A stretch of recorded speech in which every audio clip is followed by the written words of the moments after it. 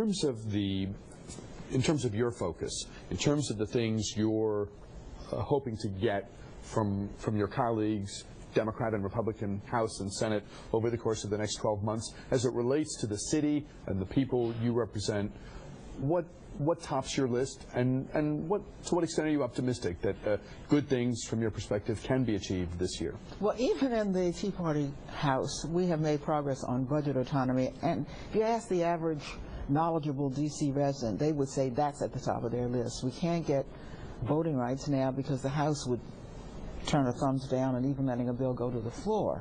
But we have a chairman of the committee with jurisdiction who has gotten his own budget autonomy bill out of committee. The president, first time ever in administration, has put language in his budget for budget autonomy. The Senate adopted that language.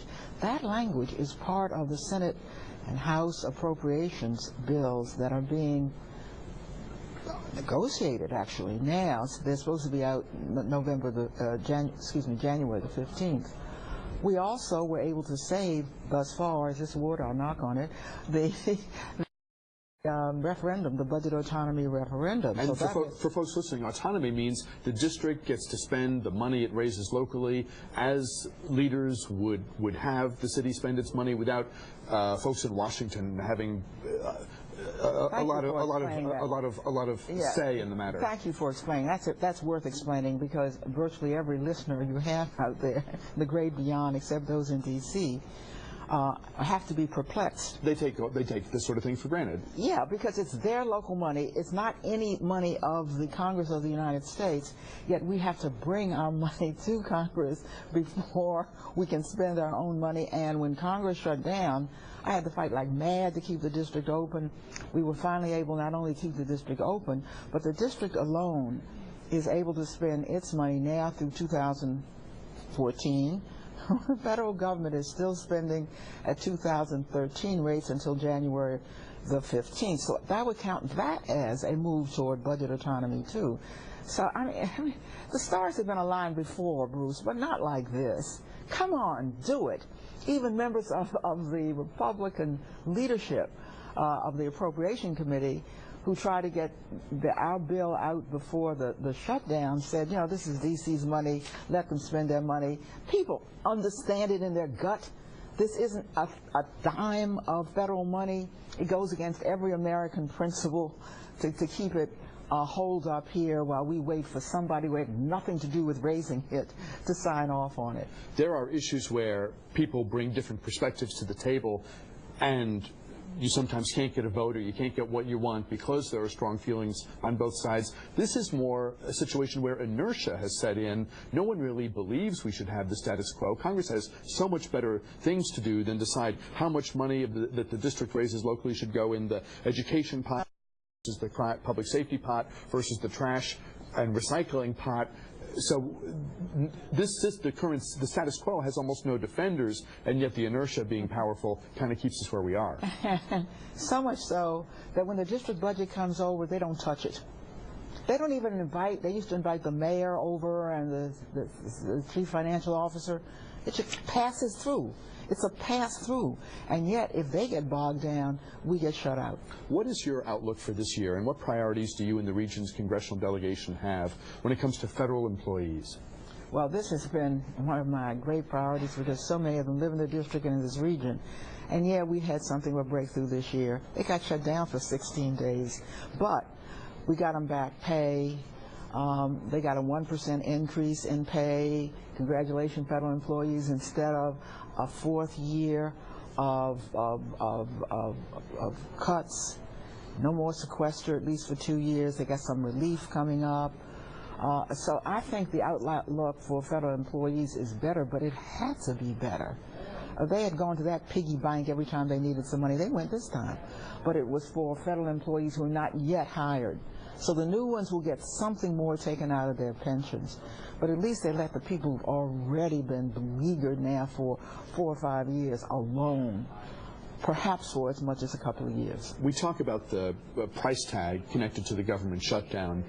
let me ask you about the impact of it in terms that are a little more difficult to quantify, perhaps, than what we normally mean when we talk about the price tag. In terms of, I mean, the government is the people. So when you talk about retaining people who are quality, who have that institutional knowledge, and attracting that next generation of smart, motivated, go-getter types, whether they're coming directly from college or they've worked in the private sector a while or in state and local government, now they want to work for Sam, what was the price tag there? What's the hit, if you will, to the attractiveness of federal government work? Yeah. You know, the federal government runs rather smoothly, and there's a reason for it. It's the highest educated workforce, public workforce in the country. And from the time of President Kennedy, people were drawn to the federal government for public service. Look at today's young people who have opportunities across the board when we get out of this recession or when our recovery gets better. Why would they start at the federal government? Let's look at the government itself. Is there anything happening in the Congress to make them want to come in the way it was when JFK was here, or when LBJ was here, or when virtually any president was here up until now? The country is, because of the Congress, I must tell you, not feeling good about itself. If its public officials look like they wanted to do something for the country, the morale of the country would be lifted, and you would have people wanting to come into public service again. You are a senior member of the House Highway and Transit Subcommittee, and you're planning a roundtable on Metro this month? Oh, goodness. I'm just elated that I have been elected to be the Democratic leader of the Surface Transportation Committee. That has jurisdiction over all your surface transportation, your roads, your bridges. That's the biggest of the subcommittee of the Transportation Infrastructure Committee. And that gives me jurisdiction over transit of all kinds, including Metro. So I'm having just a little round table in January with Metro. Focus being? On, well, I don't want to, this is not a local, hit for Metro. I want to look at Metro for the future. What good has it done that we gave them, perhaps with a little less this time, $150,000, $150 million every year to fix? How long will it take them to fix Metro so that we don't have the slowdowns? What can the federal government do? In fact, I'm not calling in Metro for your day-to-day things on Metro, that's the kind of thing it's boards. But Congress hasn't had a hearing on Metro, and I can't hold a hearing because I am not in the majority. But I can have a kind of round table in the city that will put things in perspective, will let me know what I should go for Metro and for the metros all around the country, and for surface transportation.